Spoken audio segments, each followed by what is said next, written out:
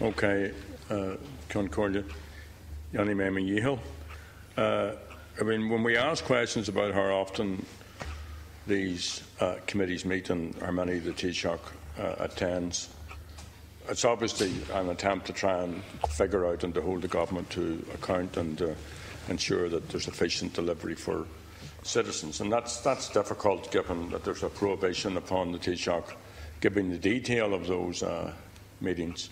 Although I have to say, in fairness, he has said that he will try to inform us as much as he can about that. I'm well aware of it as the case since that Adam was a boy. That's the case in relation to these sort of questions. Okay. Well, if I try to come to a sense of the efficiency of these committees, then it has to be on the results. So if I could just present very briefly 3 issues that I have raised consistently. One is that I have called for a root and branch, fully independent inquiry into all care facilities for citizens with intellectual disabilities. We've had 3 reports. We had the Ars Attracta, we had the issues around Redwood, a HECWA report, and most recently St Mary's and Drumcar, a HECWA report. Most vulnerable people in the care of the state. The questions I raised earlier, and you acknowledged without a blink that the government had not implemented all of the recommendations of a report which reviewed the deaths of 196 children in the care of the state. And you said the government's intention is to do that. But you haven't done it, and you've only got whatever time you have left of this term. And then an issue which it almost has become normal, of citizens on trolleys, including most recently 2 citizens who were alive during 1916. And today there are 397 patients on trolleys. There are 41 in my own constituency in Our Lady of... We're really strained now, Deputy, I'm sorry. Well, with respect... Well, with respect, I've only started to talk in the Cabinet. Well, you don't even have a question down in this group, so I'm letting you okay, in. Okay, well, I'll come to the conclusion. Here are 3 critical issues. This business of patients on trolleys. And we're in the height of summer, glorious weather. These are figures normally that we have in the height of winter. So there's a crisis. Now, you talk about a recovery. Don't talk about a fair recovery. That's not a fair recovery.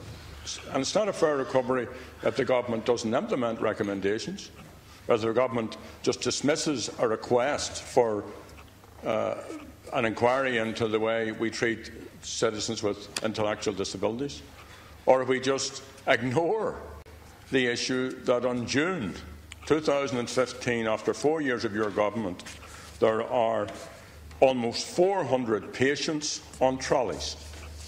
And there are other patients in hospital beds they can't be released from because, although they've been medically discharged, because it isn't safe to bring them home because of the cuts in the protections and in the necessities of life that your government has brought in. So my question then is that not how we should judge, not by how many meetings, not by how many you attend, and that's all important, but by results?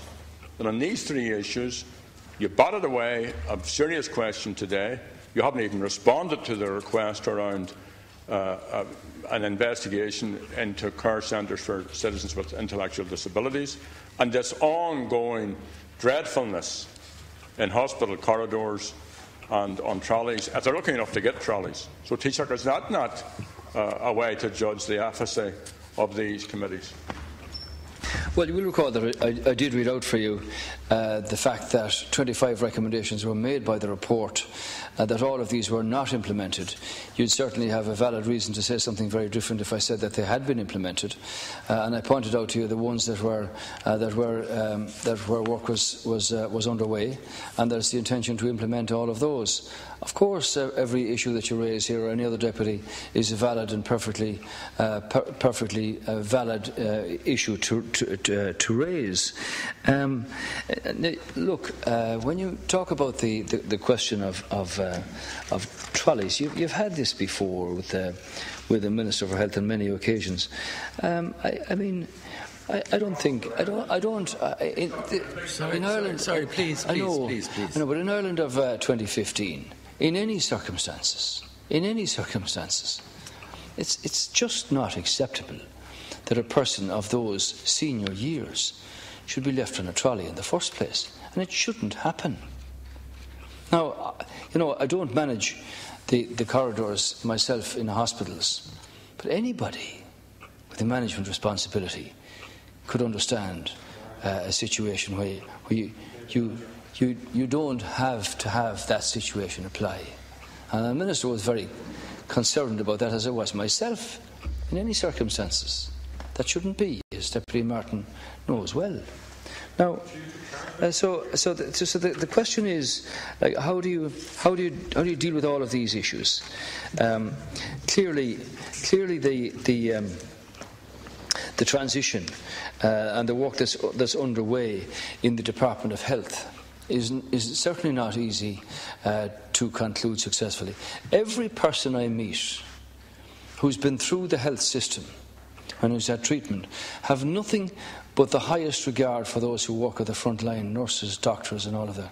The problem is, in our system, to get in there to get that treatment. Now, trolley numbers are not as high as they used to be, but they're still too high. And clearly, the situation has been addressed in part by government in making further funding available in the transition to the setting up of the hospital groups, which are complex because in some areas they're all HSE hospitals, in others they're private or voluntary hospitals or whatever. And that requires careful scrutiny that there be a responsibility allocated to each group, so that it's going to transition to a trust eventually to make decisions about what are the services that they can best supply in their area. And a senior consultant said to me only last week, he said, look at it this way, in our hospital, he said, what is it that we do as good as anybody else? And what is it that we do better than anybody else?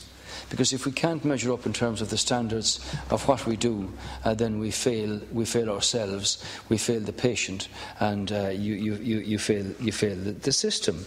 Now, all hospitals have, and all emergency departments, and many of them are under pressure, have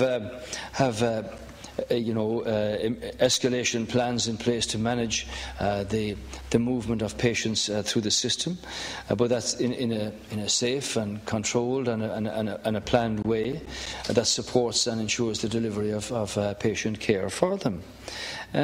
So, like the task force convened in December last year, its purpose was to provide focus and momentum in dealing with the challenges of overcrowded accident and emergency departments. You know yourself from Our Lady's Hospital the problems that can pressurise that because of the footprint that's there, the numbers who come through, and the pressure that staff are under. The HSE published the task force action plan in April with a range of time-defined actions there to optimise the existing hospital and the community capacity, to develop internal capability to deal with the situations as they arise, and to improve, leadership and governance and planning and oversight. And on top of that, and based on that report, there was a 74 million extra allocation provided in 2015 to increase the number of long-term nursing home care places and reduce the waiting time for the funding in such places, as well as providing additional care beds and home care packages to provide viable supports for those who no longer need acute hospital care.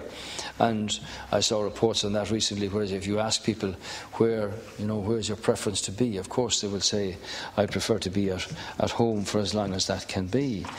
And that additional funding came on top of some budgetary measures when the government provided an extra 25 million to support alternatives to and to relieve pressure on acute hospitals. So delayed discharges are reducing steadily to a current figure of 650, which is a reduction of over 20% since November last year. The waiting time for funding under the Nursing Home Support Scheme has reduced from 11 weeks at the beginning of the year to 4 weeks at the moment, which I think is a significant improvement. The numbers waiting for the NHSS funding have reduced to a level of 535, which is stable at that figure, and the funding is set to support an additional 1,604 people in total this year. I understand that 1,513 transitional care places were provided in the first 4 months of this year, and that would benefit patients who require a transfer from the acute hospital system. And 140 out of a total figure, I think it's of 173, additional short-stay non-acute beds are now available in public units across the country, and the remaining numbers will be provided over the next number of weeks. Mount Carmel, as you know, Deputy, opened on target in April. That will provide a further 65 beds by the end of this month. 45 in place currently. That's welcome, I think. An additional 400 home care packages have been provided to specific hospitals in the Greater Dublin area since January of this year, and a further 860 additional home care packages will be provided from June to the year end. Speaking to relations of a good lady who was allocated or approved for a home care package there quite recently, it's extraordinary the change in her comfort and convenience that a good home care package can bring for somebody, and that in addition to their own private resources to complement that, makes for a very comfortable situation for the particular person involved.